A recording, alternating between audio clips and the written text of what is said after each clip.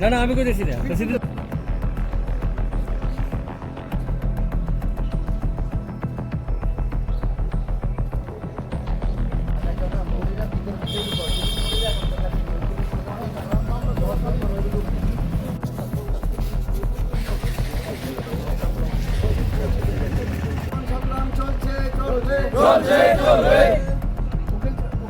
জিন্দাবাদ জিন্দাবাদ জিন্দাবাদ জিন্দাবাদ জিন্দাবাদ জিন্দাবাদ 2026-এ আমাদের বারের একজন বরিষ্ঠ আইনজীবী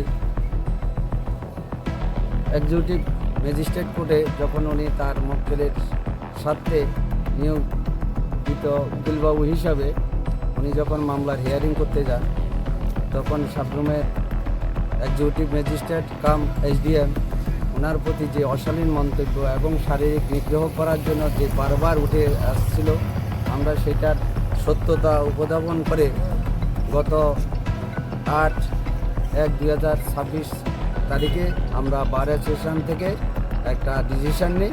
সেই ডিসিশনের পরিপ্রেক্ষিতে আজকেও আমাদের কর্মসূচি অব্যাহত রয়েছে এবং যদি সঠিকভাবে এটা তদন্ত না হয় এবং যদি এটার কোনো কার্যকরী না হয় এবং আইনি পদক্ষেপ যদি না করা হয়, তাহলে আমরা আরও সারা ত্রিপুরা রাজ্যে বৃহত্তর আন্দোলনে সামিল হওয়ার জন্য সবাইকে আহ্বান জানাচ্ছি।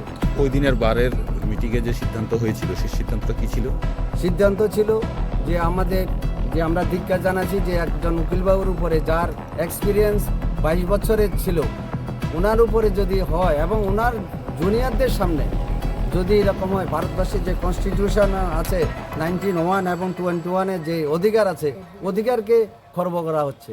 এটার জন্য আমরা সমস্ত আইনজীবীদের কাছে, আমরা সারা ত্রিপুরার যে বার অ্যাসোসিয়েশনের কাছে চিঠি পাঠানো হয়েছে এবং যেটা ওনার বিরুদ্ধে আইনগত পদক্ষেপ নেওয়া যায় সেই তরফ থেকে ওনাদের কর্তৃপক্ষের কাছে আমাদের চিঠি পাঠানো হয়েছে এবং আগামী দিন যদি এটা শুরু না হয় আরও বৃহত্তর আন্দোলন হবে। এবং আজকে থেকে আমরা সম্পূর্ণ সিদ্ধান্ত নিয়েছি যে এক্সিকিউটিভ কোর্টে আমরা কোনো বার, আমাদের সাবরুম বারের কোনো আইনজীবী এপিআর হবে না। তবে আমাদের লক্ষ্য রয়েছে যাতে কোনো লিটিগেন্ট পাবলিক যাতে সাফার না হয়, এই দিকেও আমরা খেয়াল রাখবো। এটা বারের সর্বসম্মতিতে সিদ্ধান্ত। আবার প্রথম থেকে